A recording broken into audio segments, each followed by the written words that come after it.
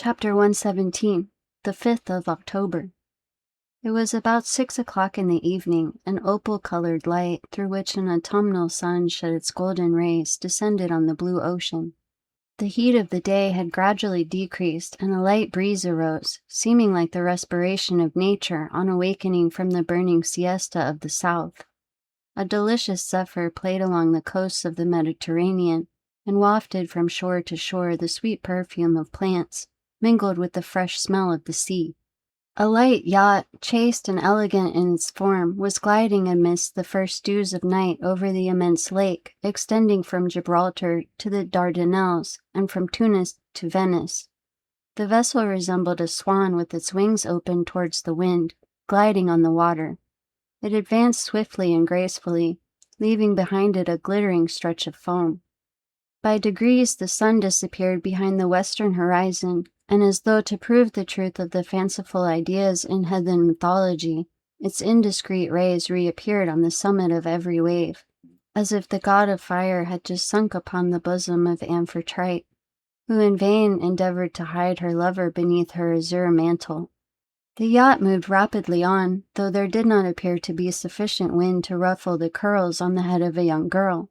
Standing on the prow was a tall man of dark complexion, who saw with dilating eyes that they were approaching a dark mass of land in the shape of a cone, which rose from the midst of the waves like the hat of a Catalan. "Is that Monte Cristo?" asked the traveler, to whose orders the yacht was for the time submitted, in a melancholy voice. "Yes, your Excellency," said the captain. "We have reached it." "We have reached it," repeated the traveler in an accent of indescribable sadness. Then he added in a low tone, "Yes, that is the haven."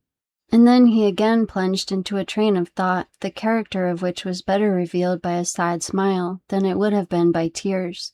A few minutes afterwards a flash of light, which was extinguished instantly, was seen on the land, and the sound of the firearms reached the yacht. "Your Excellency," said the captain, "that was the land signal. Will you answer yourself?" "What signal?"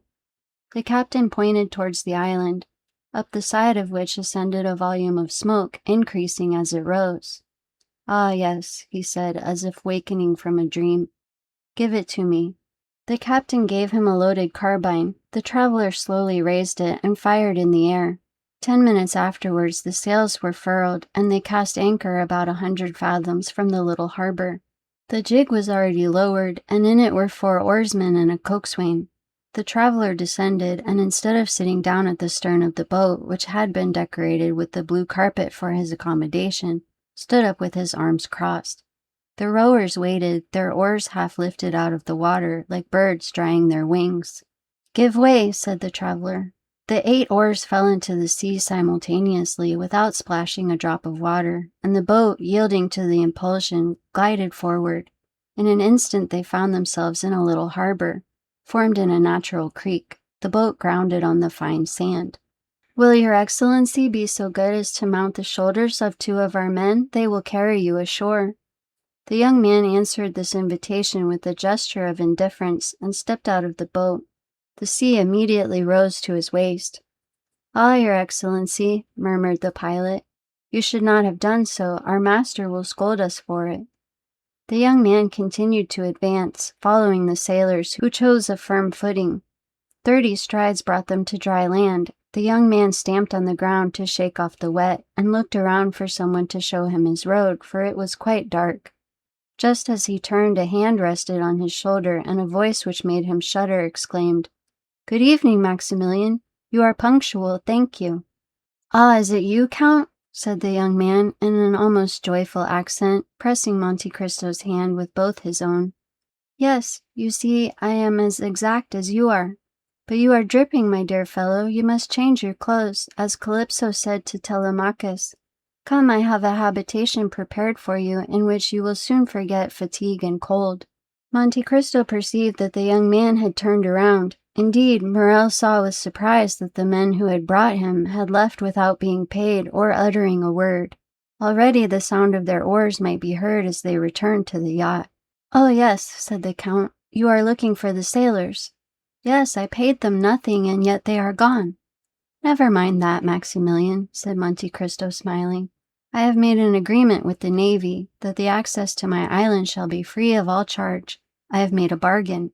Morel looked at the Count with surprise. "Count," he said, "you are not the same here as in Paris." "How so?" "Here you laugh." The Count's brow became clouded. "You are right to recall me to myself, Maximilian," he said. "I was delighted to see you again, and forgot for the moment that all happiness is fleeting." "Oh, no, no, Count," cried Maximilian, seizing the Count's hands. "Pray laugh, be happy, and prove to me by your indifference that life is endurable to sufferers. Oh, how charitable, kind, and good you are! You affect this gaiety to inspire me with courage." "You are wrong, Morel. I was really happy." "Then you forget me, so much the better." "How so?" "Yes, for as the gladiator said to the emperor when he entered the arena, 'He who is about to die salutes you.'" "Then you are not consoled?" asked the Count, surprised. "Oh," exclaimed Morel with a glance full of bitter reproach, "do you think it possible that I could be?" "Listen," said the Count. "Do you understand the meaning of my words? You cannot take me for a commonplace man, a mere rattle, emitting a vague and senseless noise. When I ask you if you are consoled, I speak to you as a man for whom the human heart has no secrets. Well, Morel, let us both examine the depths of your heart. Do you still feel the same feverish impatience of grief which made you start like a wounded lion?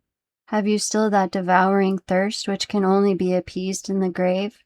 Are you still actuated by the regret which drags the living to the pursuit of death? Or are you only suffering from the prostration of fatigue and the weariness of hope deferred?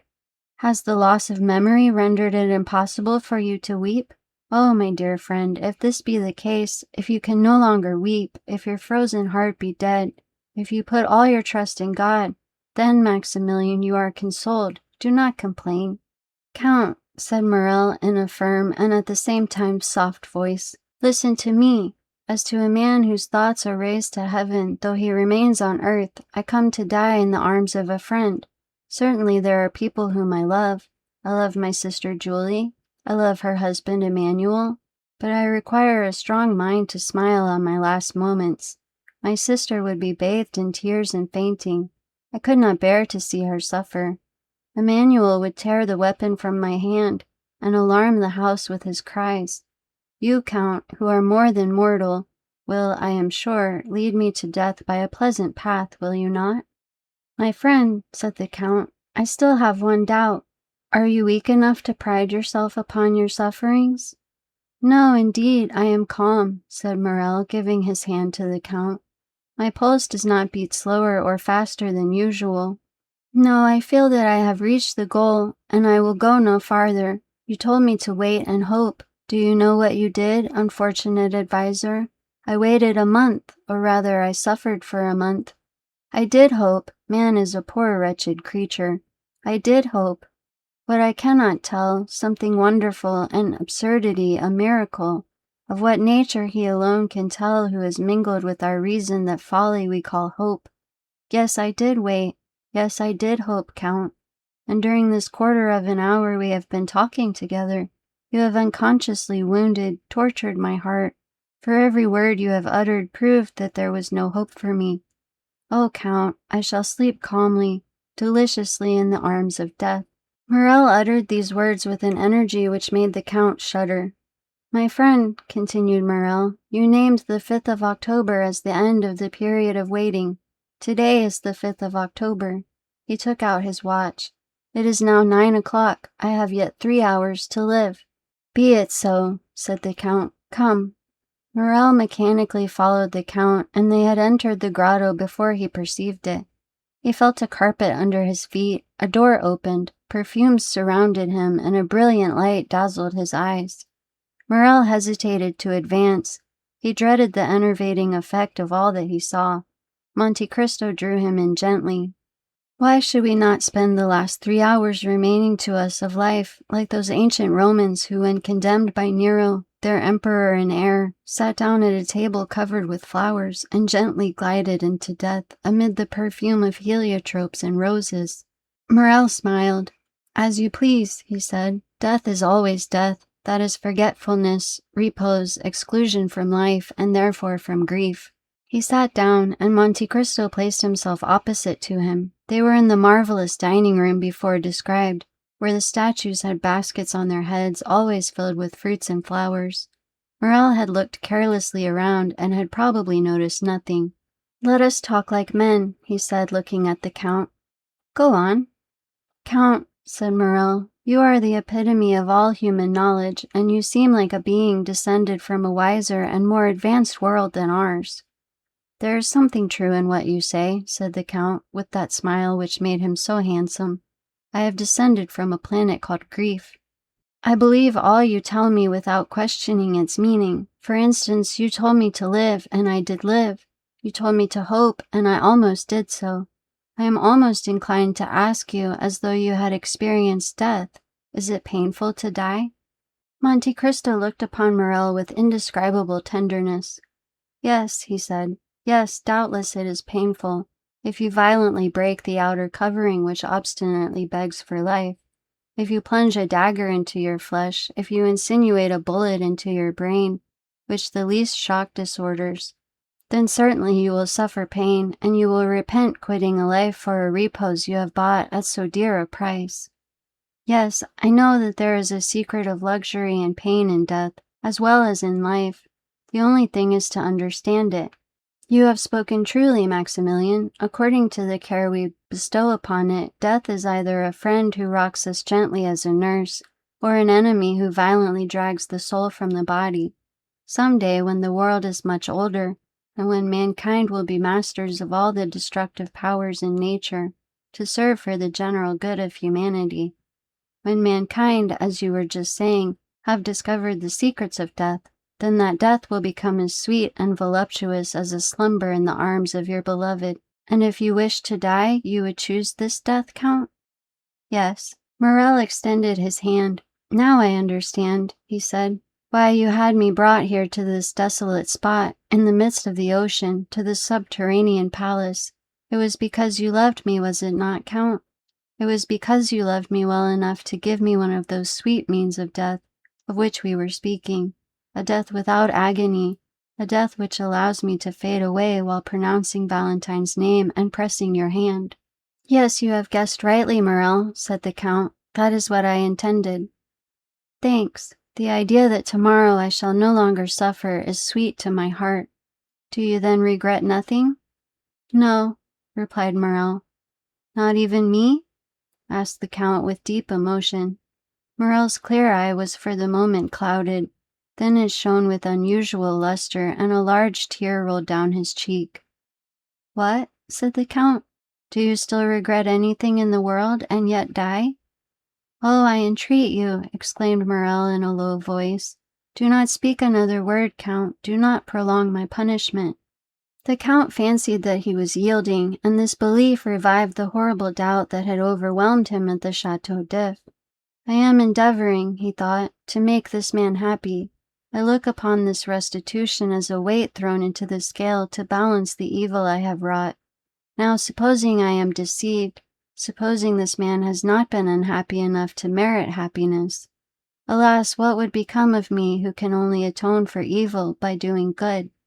Then he said aloud, "Listen, Morrel, I see your grief is great, but still you do not like to risk your soul." Morrel smiled sadly. "Count," he said, "I swear to you my soul is no longer my own. Maximilian, you know I have no relation in the world. I have accustomed myself to regard you as my son. Well then, to save my son, I will sacrifice my life, nay, even my fortune." "What do you mean?" "I mean that you wish to quit life because you do not understand all the enjoyments which are the fruits of a large fortune. Morrel, I possess nearly 100 millions, and I give them to you. With such a fortune you can attain every wish. Are you ambitious? Every career is open to you. Overturn the world, change its character, yield to mad ideas, be even criminal, but live." "Count, I have your word," said Morrel coldly. Then taking out his watch, he added, "It is 11:30. "Morrel, can you intend it in my house, under my very eyes?" "Then let me go," said Maximilian. or I shall think you did not love me for my own sake, but for yours." And he arose. "It is well," said Monte Cristo, whose countenance brightened at these words. "You wish it. You are inflexible. Yes, as you said, you are indeed wretched, and a miracle alone can cure you. Sit down, Morrel, and wait."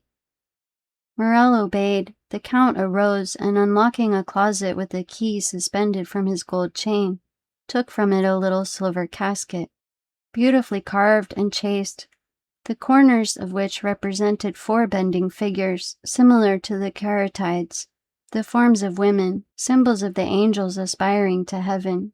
He placed the casket on the table, then opening it took out a little golden box, the top of which flew open when touched by a secret spring. This box contained an unctuous substance partly solid, of which it was impossible to discover the color, owing to the reflection of the polished gold, sapphires, rubies, emeralds, which ornamented the box. It was a mixed mass of blue, red, and gold. The Count took out a small quantity of this with a gilt spoon and offered it to Morrel, fixing a long, steadfast glance upon him. It was then observable that the substance was greenish.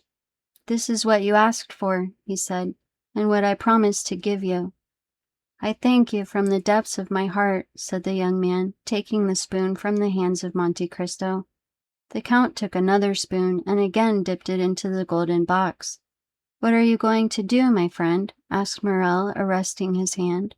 "Well, the fact is, Morrel, I was thinking that I too am weary of life, and since an opportunity presents itself—" "Stay," said the young man. "You who love and are beloved, you who have faith and hope, oh, do not follow my example. In your case it would be a crime. Adieu, my noble and generous friend. Adieu, I will go and tell Valentine what you have done for me." And slowly, though without any hesitation, only waiting to press the Count's hand fervently, he swallowed the mysterious substance offered by Monte Cristo. Then they were both silent. Ali, mute and attentive, brought the pipes and coffee and disappeared.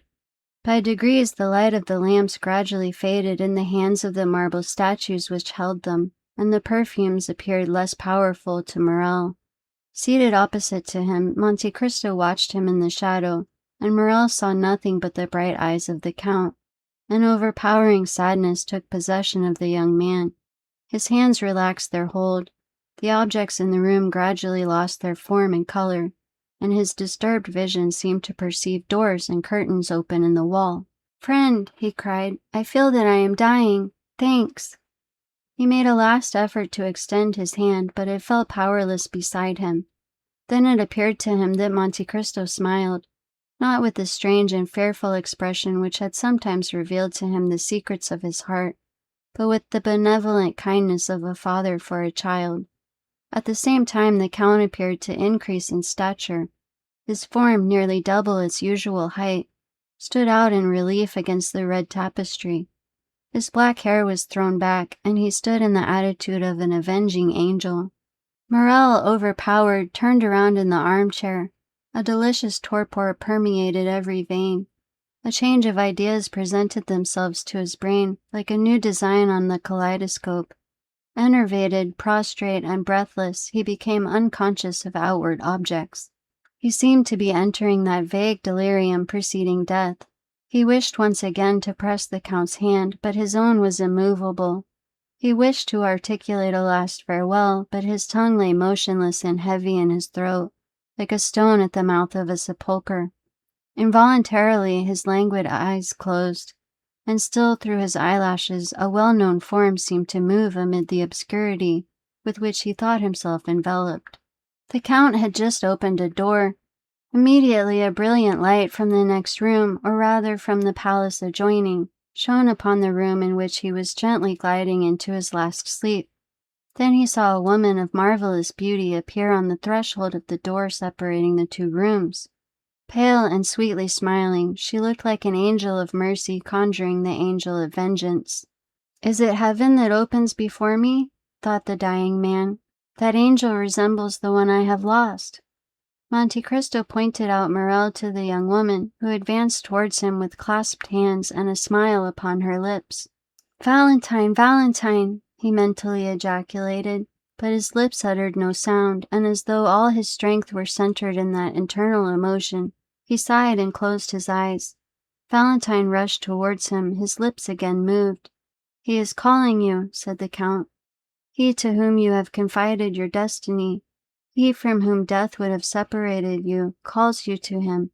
Happily I vanquished death. Henceforth, Valentine, you will never again be separated on earth, since he has rushed into death to find you. Without me you would both have died. May God accept my atonement in the preservation of these two existences." Valentine seized the Count's hand, and in her irresistible impulse of joy carried it to her lips. "Oh, thank me again," said the Count. "Tell me till you are weary that I have restored you to happiness. You do not know how much I require this assurance." "Oh, yes, yes, I thank you with all my heart," said Valentine. "And if you doubt the sincerity of my gratitude, oh, then ask Haydée, ask my beloved sister Haydée, who ever since our departure from France has caused me to wait patiently for this happy day, while talking to me of you." "You then love Haydée?" asked Monte Cristo with an emotion he in vain endeavored to dissimulate. "Oh, yes, with all my soul." "Well, then listen, Valentine," said the Count. "I have a favor to ask of you." "Of me? Oh, am I happy enough for that?" "Yes, you have called Haydée your sister. Let her become so indeed. Valentine, render her all the gratitude you fancy that you owe to me. Protect her, for—" The Count's voice was thick with emotion. "Henceforth she will be alone in the world." "Alone in the world," repeated a voice behind the Count. "And why?" Monte Cristo turned around. Haydée was standing pale and motionless, looking at the Count with an expression of fearful amazement. "Because tomorrow, Haydée, you will be free. You will then assume your proper position in society, for I will not allow my destiny to overshadow yours. Daughter of a prince, I restore you to the riches and name of your father." Haydée became pale, and lifting her transparent hands to heaven, exclaimed in a voice stifled with tears, "Then you leave me, my lord?" "Haydée, Haydée, you are young and beautiful. Forget even my name and be happy." "It is well," said Haydée. "Your orders shall be executed, my lord. I will forget even your name and be happy." And she stepped back to retire. "Oh, heavens!" exclaimed Valentine, who was supporting the head of Morrel on her shoulder. "Do you not see how pale she is? Do you not see how she suffers?" Haydée answered with a heart-rending expression, "Why should he understand this, my sister? He is my master, and I am his slave. He has the right to notice nothing." The Count shuddered at the tones of a voice which penetrated the inmost recesses of his heart. His eyes met those of the young girl, and he could not bear their brilliancy. "Oh, heavens!" exclaimed Monte Cristo. "Can my suspicions be correct? Haydée, would it please you not to leave me?" "I am young," gently replied Haydée. "I love the life you have made so sweet to me, and I should be sorry to die." "You mean, then, that if I leave you, Haydée, I should die?" "Yes, my lord." "Do you then love me?" "Oh, Valentine, he asks if I love him. Valentine, tell him if you love Maximilian." The Count felt his heart dilate and throb. He opened his arms, and Haydée, uttering a cry, sprang into them. "Oh, yes," she cried, "I do love you. I love you as one loves a father, brother, husband. I love you as my life, for you are the best, the noblest of created beings." "Let it be then as you wish, sweet angel. God has sustained me in my struggle with my enemies, and has given me this reward. He will not let me end my triumph in suffering. I wished to punish myself, but he has pardoned me. Love me then, Haydée. Who knows, perhaps your love will make me forget all that I do not wish to remember." "What do you mean, my lord?" "I mean that one word from you has enlightened me more than 20 years of slow experience. I have but you in the world, Haydée. Through you I again take hold on life. Through you I shall suffer, through you rejoice." "Do you hear him, Valentine?" exclaimed Haydée. "He says that through me he will suffer, through me, who would yield my life for his." The Count withdrew for a moment. "Have I discovered the truth?" he said.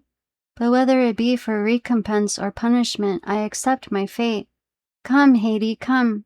and throwing his arm around the young girl's waist, he pressed the hand of Valentine and disappeared. An hour had nearly passed, during which Valentine, breathless and motionless, watched steadfastly over Morel. At length she felt his heart beat. A faint breath played upon his lips. A slight shudder, announcing the return of life, passed through the young man's frame. At length his eyes opened, but they were at first fixed and expressionless. Then sight returned, and with it feeling and grief. "Oh," he cried, in an accent of despair, "the Count has deceived me, I am yet living!" And extending his hand towards the table, he seized a knife. "Dearest," exclaimed Valentine with her adorable smile, "awake and look at me."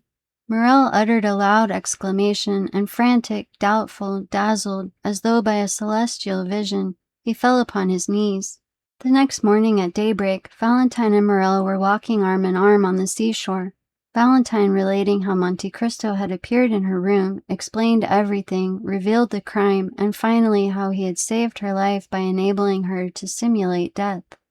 They had found the door of the grotto opened and gone forth. On the azure dome of heaven still glittered a few remaining stars. Morel soon perceived a man standing among the rocks, apparently awaiting a sign from them to advance, and pointed him out to Valentine. "Ah, it is Jacopo," she said, "the captain of the yacht," and she beckoned him towards them. "Do you wish to speak to us?" asked Morel. "I have a letter to give you from the Count." "From the Count?" murmured the two young people. "Yes, read it." Morel opened the letter and read, "My dear Maximilian, there is a felucca for you at anchor. Jacopo will carry you to Leghorn, where Monsieur Nordier awaits his granddaughter, whom he wishes to bless before you lead her to the altar. All that is in this grotto, my friend, my house in the Champs-Élysées, and my chateau at Treport, are the marriage gifts bestowed by Edmond Dantès upon the son of his old master Morel. Mademoiselle de Villefort will share them with you, for I entreat her to give to the poor the immense fortune reverting to her from her father, now a madman, and her brother who died last September with his mother. Tell the angel who will watch over your future destiny. Morel, to pray sometimes for a man who, like Satan, thought himself for an instant equal to God, but who now acknowledges with Christian humility that God alone possesses supreme power and infinite wisdom. Perhaps those prayers may soften the remorse he feels in his heart. As for you, Morel, this is the secret of my conduct towards you. There is neither happiness nor misery in the world. There is only the comparison of one state with another, nothing more. He who has felt the deepest grief is best able to experience supreme happiness. We must have felt what it is to die, Morel, that we may appreciate the enjoyments of living. Live then and be happy, beloved children of my heart, and never forget that, until the day when God shall deign to reveal the future to man, all human wisdom is summed up in these two words: wait and hope. Your friend, Edmond Dantès, Count of Monte Cristo. During the perusal of this letter, which informed Valentine for the first time of the madness of her father and the death of her brother, she became pale.